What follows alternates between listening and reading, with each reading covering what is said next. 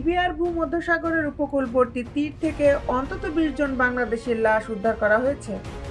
ভূমধ্যসাগরে ডুবে যাওয়ার পর এসব লাশ দেশটির পূর্বাঞ্চলের ব্রেগা উপকূলীয় তীরে ভেসে এসেছে বলে জানা গেছে।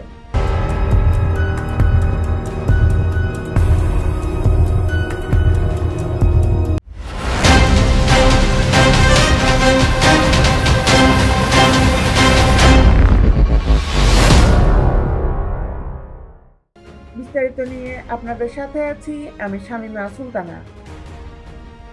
লিবিয়ার বেনগাজি উপকূলে পাওয়া 20 মরদেহ বাংলাদেশির বলে ধারণা করা হচ্ছে। স্থানীয় রেড ক্রিসেন্টের বরাত দিয়ে দেশটিতে কার্যকর বাংলাদেশি দূতাবাস এমন তথ্য জানিয়েছে। পররাষ্ট্র মন্ত্রণালয় জানায় 20টি মরদেহ ইতোমধ্যে ব্রেগা থেকে 40 কিলোমিটার দূরে আজদাদিয়াতে দাফন করা হয়েছে। মরদেহগুলো পচন ধরার পর্যায়ে ছিল।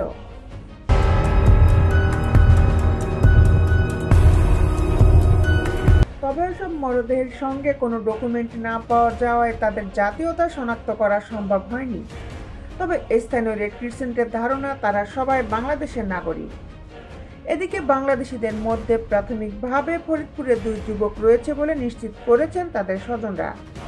এদের মধ্যে হৃদয় হাওলাদার নামের 26 বছরের এক যুবকের গুলিবিদ্ধ মরদেহের ছবি দেখে শনাক্ত করেছেন তার বাবা মিজানুর রহমান মিন্টু হাওলাদার।